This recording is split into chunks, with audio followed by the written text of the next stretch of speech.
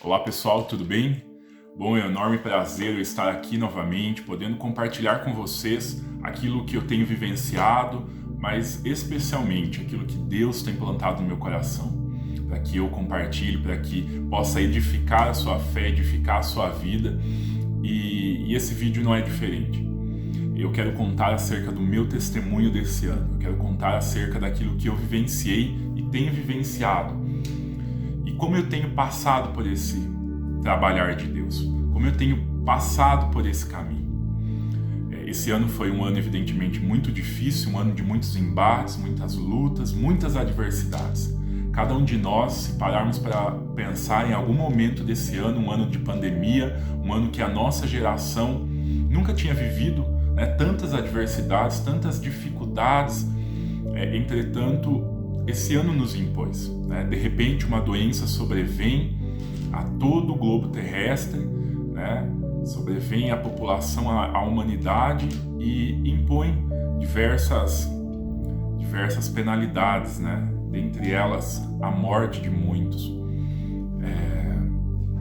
E eu quero dizer para vocês, eu não sei se todos sabem, mas aonde esse vídeo chegar, que essa mensagem seja edificante para a sua vida, que seja muito mais do que um testemunho, mas que seja uma história do trabalhar de Deus e daquilo que Ele pode fazer por nós.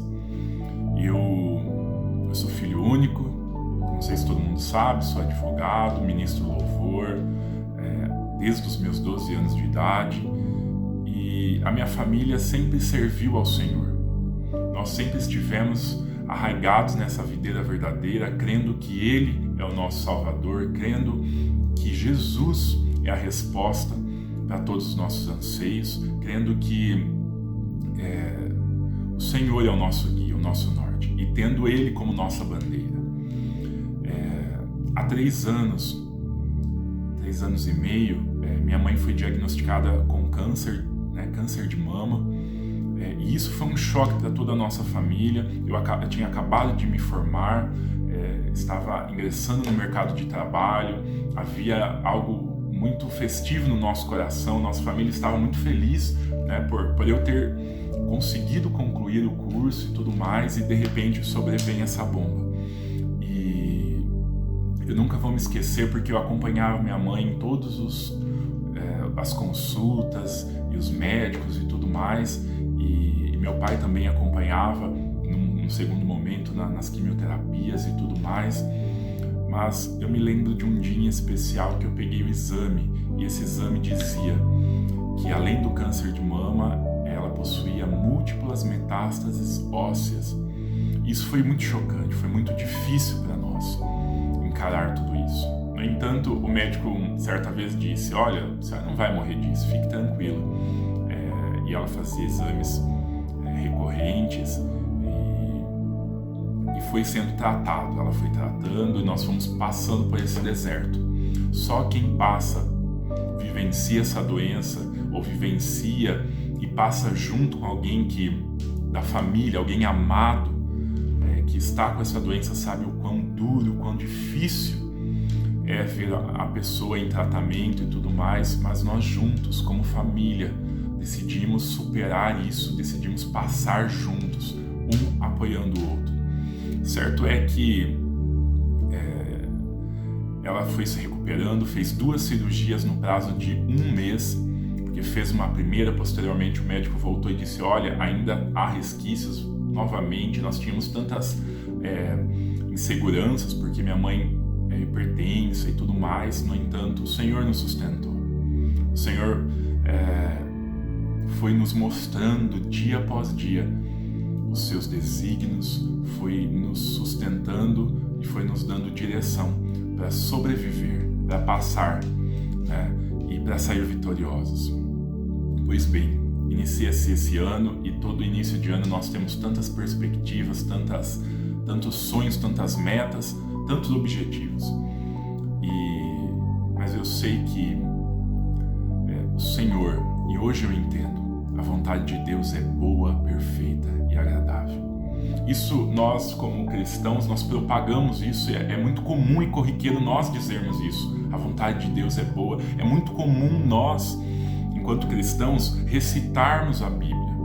Mas eu digo para vocês, muito mais do que palavras, que nós possamos viver de todo o coração, que nós possamos realmente viver a palavra de Deus. E viver implica muito mais do que simplesmente propalar mensagens da Bíblia, mas ter ela cravada no coração e no dia da adversidade fazer valer a pena, fazer com que o texto, a palavra de Deus, a própria palavra de Deus seja real em nossa vida e que nós tenhamos fé para exercitá-la. Pessoal, certo é que de maneira súbita, em meados de junho desse ano, minha mãe começa a se sentir um pouco mal, ela tinha um quadro de asma e de repente eu acompanho ela no pronto atendimento e eu me lembro, a saturação dela estava por volta de 95, ela estava com bastante falta de ar e nós ainda aqui na nossa cidade, uma cidade pequena, ainda não tínhamos muitos casos dessa doença, né, do Covid-19, mas certo é que acendeu um alerta, né? Será que pode ser que seja isso? Mas a gente nunca acha, a gente nunca quer que seja conosco e em nenhum momento a gente pensou que efetivamente pudesse ser, até porque ela se resguardava bastante, mas certo é que eu acompanhei ela e de repente a médica fez os exames de tomografia e tudo mais, ela fez todos os exames que devem ser feitos, alguns não saíam na hora, e quando foi verificada a tomografia dela, a médica disse: olha, eu vou internar a sua mãe. Eu falei: mas doutora, por quê? Ela falou: olha, na dúvida, eu prefiro correr esse risco, mas internar a sua mãe, ela já tem algumas comorbidades, minha mãe era hipertensa, tinha uma obesidade, fazia todo esse tratamento do câncer, né? Tinha diversas metástases ósseas na coluna, mas estava viva, estava sobrevivendo, estava lutando. E eu costumo dizer que minha mãe, quando estava bem, tinha dias que ela tinha algumas dores, mas quando ela estava bem, ela resolvia meio mundo. Ela era uma mulher impetuosa, uma mulher forte, uma mulher que suportou muitos desafios e muitos embates da vida, mas sempre nos dando força, sempre levantando e tendo uma mensagem. Minha mãe era aquela acolhedora, uma pessoa que abraçava o mundo todo. Eu falo que ela iluminava nós e o mundo todo. E de repente, num segundo momento, a médica me chama e fala: Messias, eu vou internar sua mãe na UTI. E eu: doutora, mas por que a situação está cada vez mais piorando se nós não temos nem certeza do que efetivamente ela tem? Ela falou: olha, nós conversamos e achamos melhor. E minha mãe tinha muito temor de UTI e tudo mais. E eu me lembro claramente que eu fui conversando, eu fui: mãe, olha, vai ter que ir na UTI, que é melhor para você, mais resguardo e tudo mais. E ela: nossa, filho, mas o que foi me acontecer e tal? Eu me lembro que após eu ajudá-la a ir ao banheiro e tal, eu virei para ela e falei: mãe, vai dar tudo certo, tá tudo bem, não se preocupe, o Senhor está conosco e vai dar tudo certo, o Senhor está conosco, fique tranquila. E ela falou: então tá, filho. E naquele momento chegou os paramédicos, eu nunca tinha visto aquilo. Era uma ambulância, parecia aquelas ambulâncias de filmes americanos, sabe? Cheio de luzes e tal, 2 médicos, e parecia algo, sabe, diferente do que eu já tinha vivenciado. E eu ajudei a colocá-la na maca e tal. Nesse momento nós ligamos pro meu pai, ela conversou um pouquinho com meu pai, e ali eu acompanhei a ambulância na frente, e a ambulância, eu estava à frente, a ambulância atrás, e ali ela deu entrada no pronto-socorro, né, no hospital, pela UTI, e eu voltei para casa e nós, esperançosos, tinha algumas pessoas que nós conhecíamos que tinha tido e tal, enfim, e nós estávamos esperançosos que tudo daria efetivamente certo.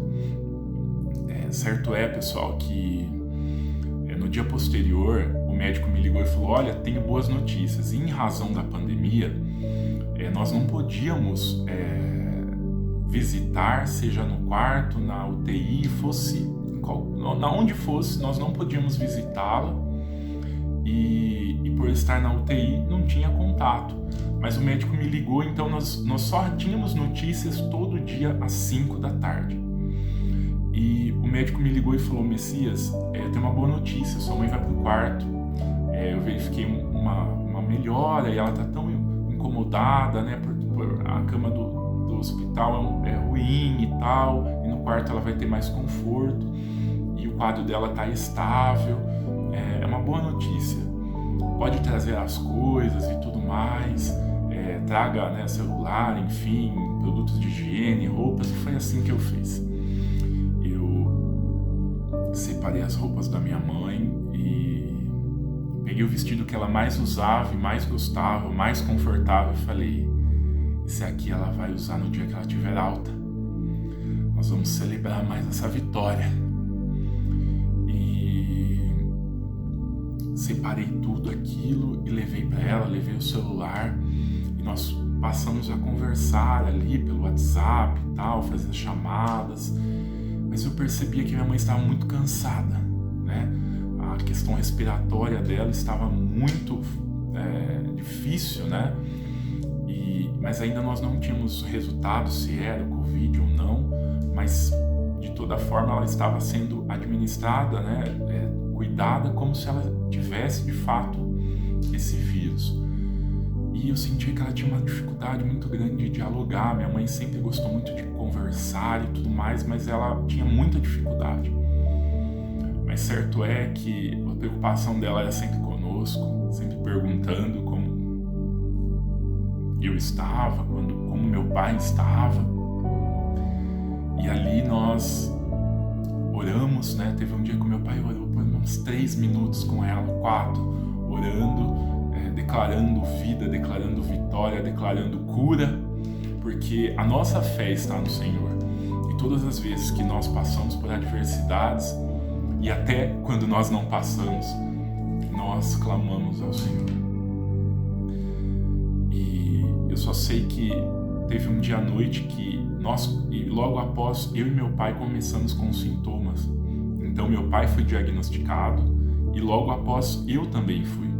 Então nós passamos a ficar em isolamento, né?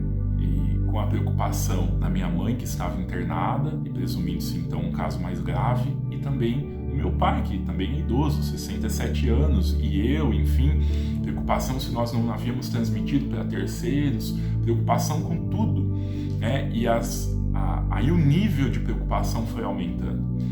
E de repente, alguns parentes, alguns amigos, pessoas tão queridas, irmãos, começaram: olha, não precisam se preocupar, nós vamos fazer alimento, vamos enviar para vocês. Então, eles deixavam alimento na porta da minha casa, no portão de casa. Às vezes nós deixávamos os portões abertos, eles adentravam, deixavam lá, simplesmente para a gente não ter esse tipo de preocupação. E, enfim, para proporcionar para a gente uma qualidade melhor. E certo é que na terça-feira ou quarta, não me recordo corretamente, eu falei com ela, ela disse: olha, não consegui fazer um exame, mas eles vão me submeter a um novo exame, filho. Ora aí para dar tudo certo e tudo mais. E eu falei: não, mãe, vai dar tudo certo, vai fazer o exame. E assim foi feito. E posteriormente o médico me disse: olha, Messias, nós fizemos o exame temendo que ela estivesse com algum quadro de embolia pulmonar e graças a Deus ela não estava, isso foi muito bom. Entretanto, a doença evoluiu. Então, de um quadro de 50% de comprometimento, ela passou a ter mais de 70% de comprometimento pulmonar. E com isso nós decidimos internar ela novamente na UTI e entubá-la. E quando nós recebemos essa notícia, isso evidentemente nos deixou muito mais apreensivos, muito mais preocupados, porque ao reverso do que nós pensávamos, que ela estaria melhorando, que o quadro teria uma evolução positiva, ela estava declinando, né? A doença estava tomando conta do pulmão, dos pulmões, e agora já não era mais 50% de comprometimento pulmonar, mas 70%, e isso agravava o quadro, né? Aliado aí às doenças que ela possuía. E certo é, pessoal, que dia após dia as notícias foram piores, foram piorando, dia após dia. E então, aquele diálogo que eu tive com ela, nossa última conversa ali no WhatsApp, ficou pendente de resposta.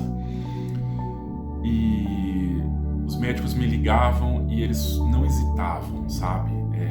Eles falavam de maneira muito categórica e muito técnica. Olha, o quadro é grave, a situação está cada vez mais grave, ela tem diversas doenças. E vocês sabiam? Eles falavam com espanto, né? E eu falava, nós sabíamos sobre a doença da minha mãe, nós sabíamos, isso só reiterava o quão forte ela era, o quão destemida ela era, porque ela suportava, é lógico que ela conseguia sobreviver normalmente, mas tinha dias que ela tinha muitas dores e muitas dificuldades, mas certo é que ela era uma mulher muito forte, e acho que 90% dos médicos eram muito claros e falavam, a situação está grave, a situação é muito grave. E nós, crendo em casa, que Deus faria o melhor, que Deus curaria, nós sempre queremos que a pessoa retorne, a pessoa a quem nós amamos. E certo é que os dias foram... Dia após dia a situação as notícias eram piores, cada vez piores, e nós em casa também, como estávamos com a doença, também isso foi se agravando, até que chegou uma sexta-feira e nos ligaram.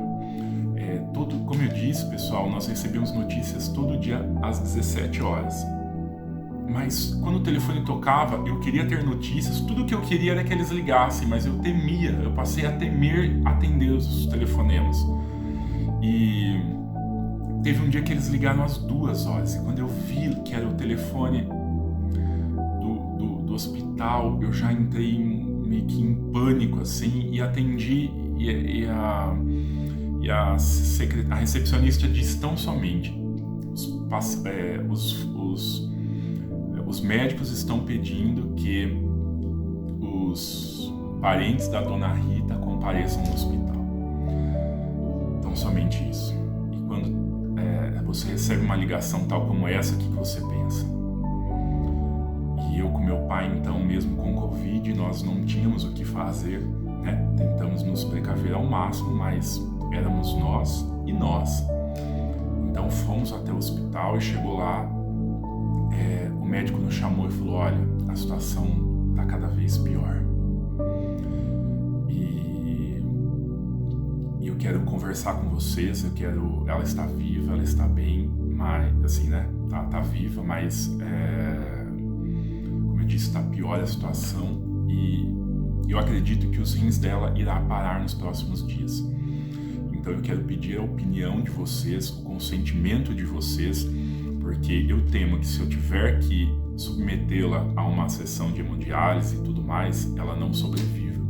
Então, quando há esses dois direitos, esses dois valores, né, importantes, a gente chama os parentes, a gente chama as pessoas para que opinem, né, se a gente aguarda o quadro evoluir, a pessoa, né, tentar o organismo reagir, ou a gente submete, né, ao procedimento sob pena aí de obter a perda dessa vida. E eu com meu pai, naquele momento, nós falamos, olha, doutor, tudo que tiver que tentar para fazer com que ela sobreviva, tente, né? Eu acredito que o senhor tem que tentar, se for necessário, tem que tentar. Se a última forma, se for a última instância, vamos até a última instância. E ele falou, tudo bem. E ele falou, olha, eu vou quebrar o protocolo nesse momento, e eu vou permitir vocês a verem, mesmo que pelo vidro da UTI, eu vou permitir que vocês a vejam. E aí, pessoal, foi a última vez que eu vi minha mãe viva. Eu olhei e ela estava em estado de graça, sabe como quem está em paz? Eu olhei, ela estava linda, e eu achei aquilo estranho, porque eu falei, ela está na UTI. E eu comentei com meu pai, falei, pai, a mãe tá linda, a minha mãe tá com um semblante de paz, tranquila, ela tava com os cabelos soltos, minha mãe tinha uma pele muito clarinha, ela parecia assim que estava dormindo, mas assim, em paz. Mas certo é que ela estava em paz e estava indo para o Senhor. Nós voltamos para casa e 3 dias depois nos chamaram novamente. Quando nos chamaram foi a pior notícia que eu poderia receber nesse ano. Eu gosto muito de escrever e nesse dia eu escrevi um texto em homenagem, em honra à minha mãe. E o título desse texto foi O Dia Mais Triste, Sombrio e Solitário da Minha Vida. Nós saímos de casa, meu pai estava com 39 graus de febre e quando nós recebemos a notícia que minha mãe tinha falecido, ao mesmo tempo que eu tentava administrar toda a questão emocional, a dor, a tristeza daquele momento, eu pingava remédio para meu pai, porque ele estava com 40 quase graus de febre naquele momento, pelo acometimento também do Covid. Certo é, pessoal, que por que eu estou contando tudo isso, né? Parece uma história muito triste e tudo mais, de fato é. Uma história muito cruel e triste. Mas que a sua fé seja edificada ao passo que você for ouvindo essa história. Então eu liguei ali para algumas pessoas próximas a nós e daí alguns parentes compareceram, né? Algumas minhas tias muito queridas, meu primo, compareceram até o hospital, mas nós não podíamos ter contato. Eu me lembro que para agilizar todo o procedimento, elas pegaram uma sacola, eu peguei a declaração de óbito e entreguei, elas colocaram dentro da sacola, vedaram e foram fazer os trâmites e tal. E no momento a médica falou, Messias, eu sinto muito, a médica não sabia o que falar para nós. E eu falei, doutora, nós podemos ver? E ela falou, olha, ela falou assim, olha, vocês são uma família tão querida, uma família tão bacana, eu vou permitir também que vocês a vejam, mas uma pessoa só. E daí eu falei, pai, vai você, afinal de contas, ele tinha perdido a companheira de uma vida. E ele falou, não, filho, vai você, porque mãe é mãe. E eu falei, tá ok, pai, eu vou então. E daí eu coloquei todo aquele aparato e fui. E eu falo que aquilo talvez não fez muito sentido pra mim, porque, sabe, minha mãe é uma mulher muito bonita. E ela tinha uma vaidade comum, normal de toda mulher, mas, por exemplo, ela ia sair, ela se arrumava e tal, né? E quando eu entro naquela sala, eu a vejo dentro de um saco preto. De um saco de sanito preto, sem roupa, toda roxa. E quando eu fui tentar me aproximar, a enfermeira me disse, não se aproxime. Pode. E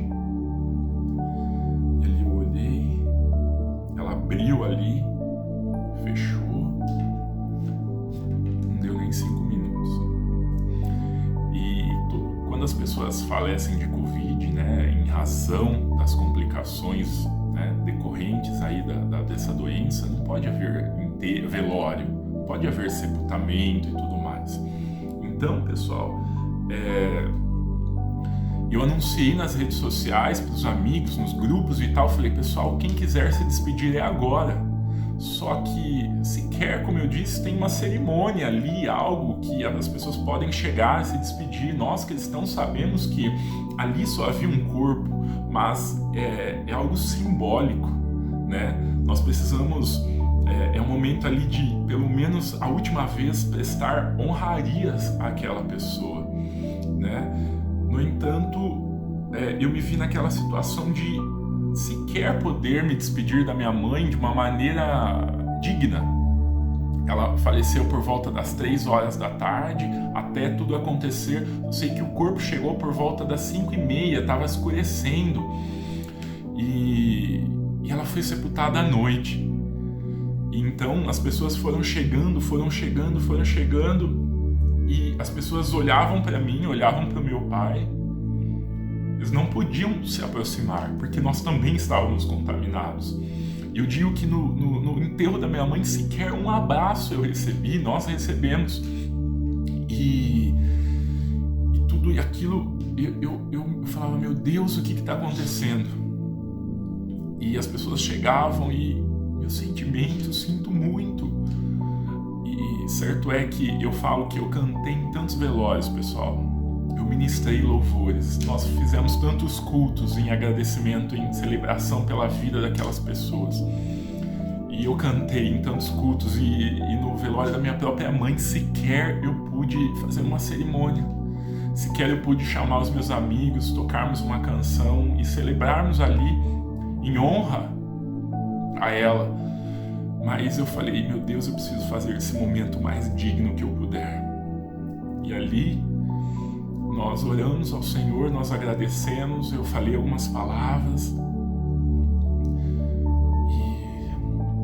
E quando termina, meu pai vira para mim e fala, filho, abre o carro porque eu não estou me sentindo muito bem.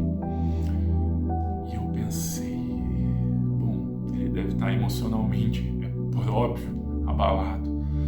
Mas quando a gente chega em casa e tudo mais, eu passei com ele na farmácia e tal, tava tudo ok, pressão e tudo mais. Quando a gente chega em casa, havia um vazio. Havia um vazio que eu nunca tinha experimentado. E no dia posterior, tanto ele quanto eu, tínhamos muita febre, e a nossa febre não cessava. Mas eu vi meu pai é um homem muito forte, um homem muito firme. Ele nunca vai reclamar de nada. E eu falava, pai, está bem? Ele, tô ótimo. Só que eu vi que ele não estava muito bem e me deu algo, assim, eu acho que Deus falou comigo, falou, leva ele para o médico. E eu levei ele para o médico. E quando eu levo meu pai para o médico, começa a ser feita uma série de bateria de exames e tal, e em um determinado momento o enfermeiro passa e fala assim para mim, olha, acho que o seu pai vai ser internado, hein? E eu... Ai, quanta empatia. Bom, vamos aguardar. Passado alguns minutos, o médico veio para mim, pessoal, e fala, você que é o filho? Eu falei, sou. Ele falou, bom, provavelmente em decorrência de tudo que aconteceu, a imunidade do seu pai caiu mais ainda e nós não podemos correr risco e eu vou interná-lo. E naquele momento eu falo, mas interná-lo? Eu falei, tudo bem, mas então eu vou trazer as coisas. Ele fala, não, eu vou interná-lo na UTI, é agora. E eu falo, mas como na UTI, doutor? Ele falou, olha, é algo que eu queria que fizesse por mim, por alguém da minha família. Nós não podemos correr mais riscos. E naquele momento, era um misto de sentimentos, porque eu me sentia, eu sempre comento com meus amigos, como quem estivesse num náufrago. Sabe, uma pessoa que estava à deriva no meio do mar? Eu me sentia assim, eu me sentia que eu estava num sol escaldante no meio do mar, depois de dias assim à deriva, eu me sentia desse jeito, mas eu tinha que agir. E de repente, a minha maior preocupação era que meu pai não se sentisse mal ao ponto de imaginar que ele também fosse morrer. Porque nós não sabíamos, os médicos, ninguém sabe nada dessa doença, ninguém sabia nada, e acho que continuamos sabendo, sabe, era algo muito incerto. E eu falei, pai, você vai ser internado, mas tá tudo bem. E de repente, eu orei com meu pai, eu li o Salmo 91 e eu tentava acalmá-lo para que ele não tivesse a sensação de que, olha, eu também vou partir. E por um momento eu me vi reproduzindo a mesma cena que eu tive com a minha mãe. Os paramédicos chegam, aquela mesma ambulância, eu ajudo a levantar e eu vou com o carro na frente e a ambulância atrás, aquele monte de luz. Nós chegamos no hospital e aí ele teve a ciência que ele ia para a UTI. E o pai, tá tudo bem, vamos continuar firme, Deus está conosco. Eu fui fazer a ficha dele, pessoal. Quando eu faço a ficha dele, a moça vira para mim e fala assim: olha, estado civil. E olha que eu falo casado, eu lembro que agora não era mais casado, mas viúvo. E então ela fala: eu não acredito que é o esposo da Dona Rita. Eu falo: é. E ela fala: meu Deus. E posteriormente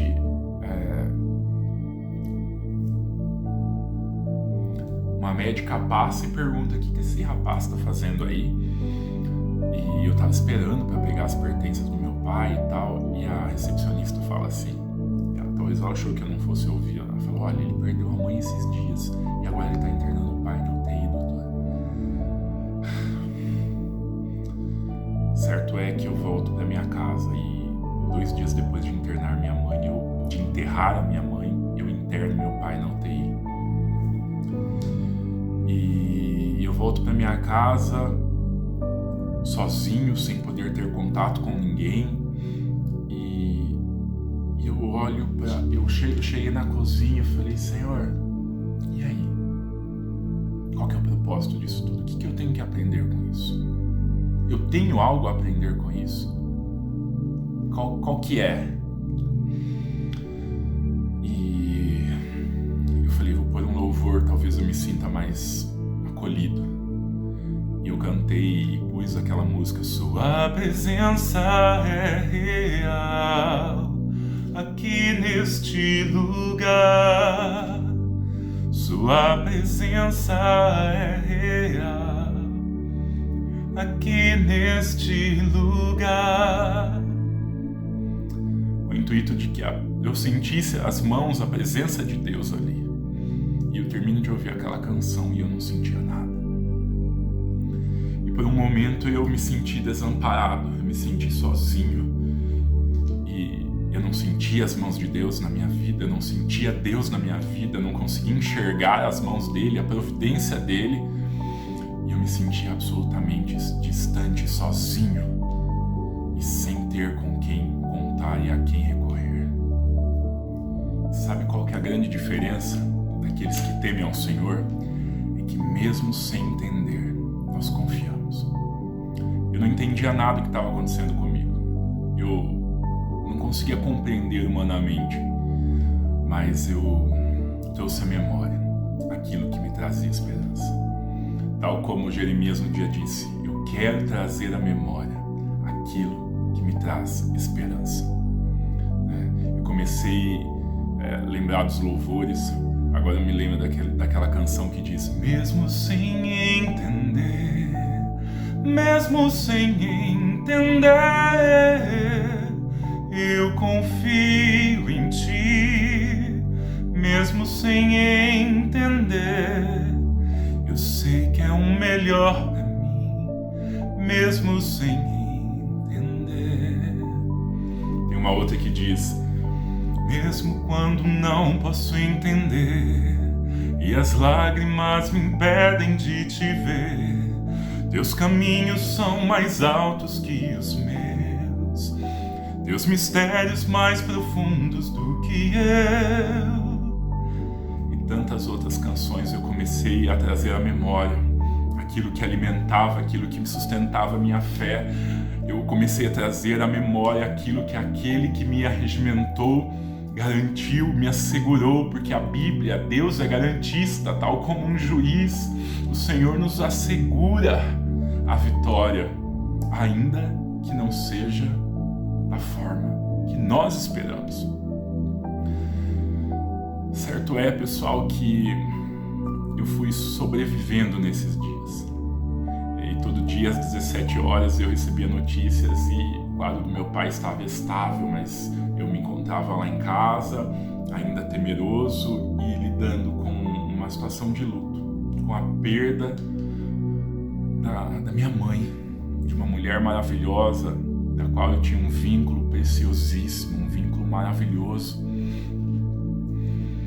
E certo é que, passados 10 dias, o médico fala: seu pai está de alta. E aquilo foi a melhor notícia que eu poderia esperar nesse interim, nesse momento. E eu fui buscar meu pai. Quando meu pai chega em casa, ele mal conseguia ficar em pé.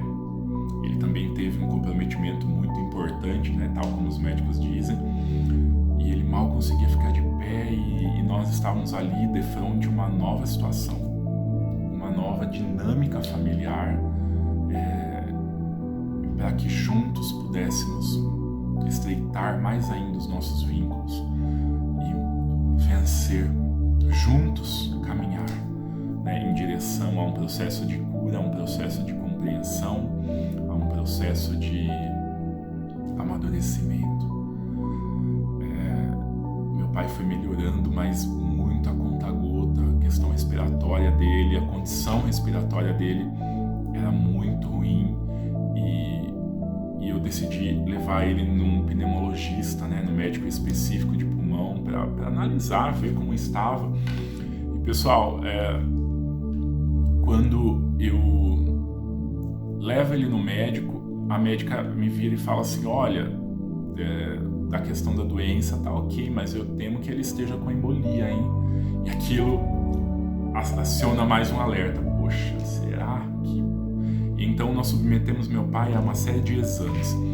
E pasmem, 3 exames nós fizemos e os 3 deram inconclusivos. E isso já tinha passado mais de 2 semanas. E então a médica falou: eu vou administrar uma medicação para ele, se ele tiver com alguma coisa, já vai sendo tratado, mas certo é que nós não tínhamos noção, nós não tínhamos definição do que efetivamente ele estava naquele momento, se ele estava tão somente se convalescendo da doença do Covid, ou se ele estava com embolia, que é uma doença absolutamente séria. E ali aquela insegurança, aquele medo, né? Aquele dual entre morte e vida, e você temendo. Certo é que a médica teve um dia que ela falou: olha, vem para o consultório que eu vou avaliar ele. E daí eu falei: bom, hoje nós vamos ter uma resolução. E quando nós chegamos no consultório, nós recebemos uma notícia de que ela teve uma emergência. E então, mais uma vez, frustradas as possibilidades de nós solucionarmos essa situação, né? E eu me vi assim desgastado, falei: meu Deus, né? E aí, Senhor? E daí Deus falou comigo: leva ele para o PA da Unimed, né? Leva ele para o pronto-socorro, para o pronto atendimento. E lá ele foi novamente reavaliado e chegaram à conclusão que ele não estava com embolia e tudo mais. Mas até chegar a essa conclusão, pessoal, foi terrível. E particularmente tem sido um trabalhar, tem sido um caminho de pedras, um caminho tortuoso, no qual eu tenho crescido no Senhor, eu tenho aprendido do Senhor e eu tenho aprendido a exercer a minha fé. Tem sido muito difícil passar por esse ano, passar por tudo que nós passamos e temos passado como família, eu como filho, pessoalmente. Em determinado momento, eu confesso para vocês que eu nunca me revoltei, eu nunca ergui vozes no sentido de questionar a soberania de Deus.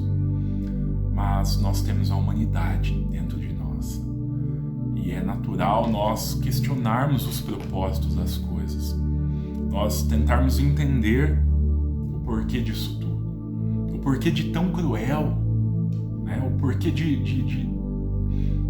as pessoas certa vez me falaram: olha, mas morrer, todo mundo está... Sim, mas eu acho que esse roteiro foi muito caprichado, né? O terrorismo foi muito caprichado, as cenas foram de triste inspiração. E dentro das condições, né, que foram, foi muito difícil para nós suportarmos e encararmos tudo isso. Certa vez eu comecei: Senhor, fala comigo. Senhor, trabalha no meu coração. Deus, eu preciso ouvir a Tua voz. Me leva onde eu possa ouvir Tua voz. Já ouviram essa canção? Me leva onde eu possa ouvir Tua voz. feliz. E daí eu me volto para a palavra do Senhor. E eu me recordo do Salmo 23. Eu sempre falo, esse salmo marcou minha vida porque meus pais sempre oraram esse salmo, sempre recitaram, proclamaram esse salmo dentro de casa. E eu sempre ouvi, eu até decorei esse salmo. E eu comecei a ler esse salmo, mas o que me chamou a atenção foi o versículo 4, que diz: ainda que eu andasse pelo vale da sombra da morte, não temeria mal algum, porque tu estás comigo.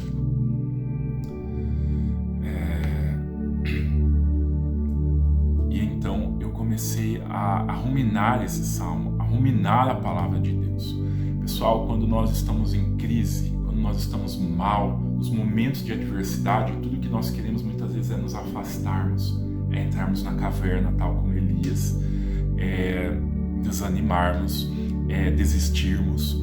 Mas tudo que nós precisamos é correr para o Senhor, é fazer esse caminho de volta, é voltar à essência da adoração, mesmo sem compreender humanamente todos os propósitos, mesmo sem ter visão completa do que está acontecendo. Confie. É muito fácil eu falar que eu sou cristão, é muito fácil eu falar, viu? Faça isso, creia no dia da adversidade, traspasse os seus problemas, mas no dia que eu estou com problemas, é aí que eu tenho que fazer valer a pena tudo aquilo que eu ensinei, tudo aquilo que eu aprendi. E o Senhor começou a falar ao meu coração: o Senhor é meu pastor e nada me faltará. Ele me faz repousar em pastos verdejantes, leva-me para junto das águas de descanso e refrigera minha alma.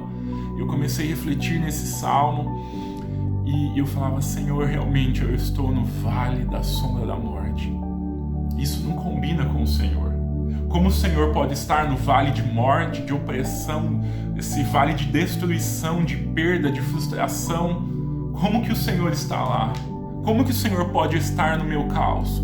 E Deus falou comigo: olha, eu estou com você, ainda lá haverá o Senhor de estar.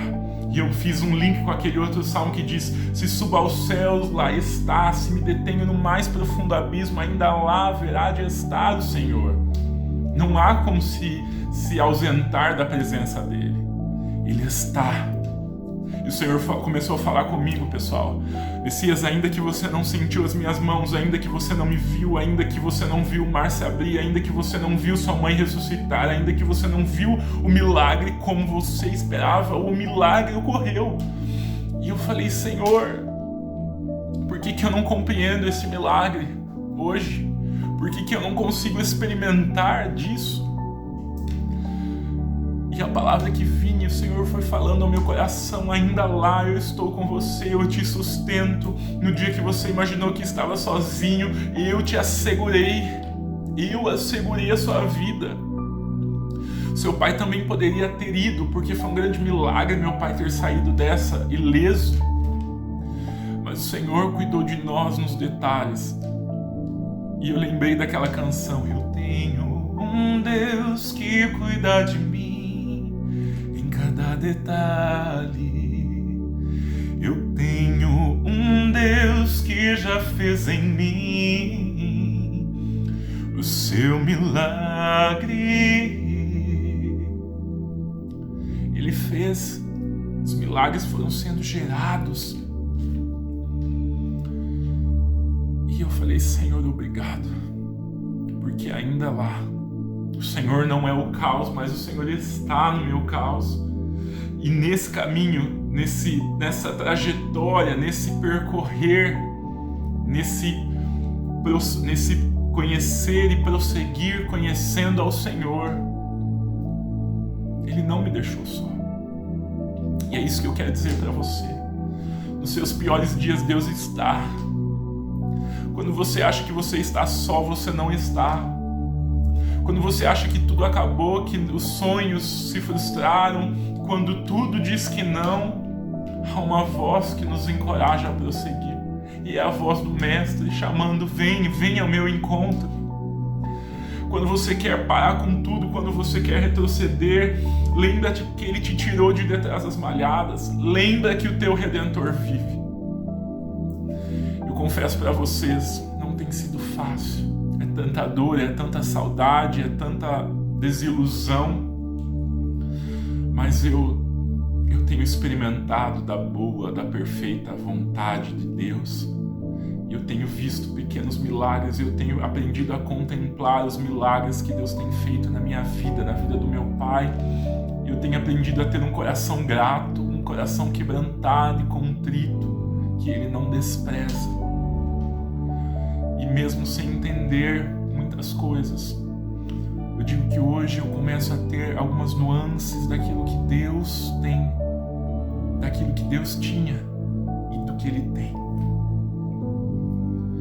Eu me lembro também daquela canção: não desista, não pares de crer, os sonhos de Deus jamais vão morrer.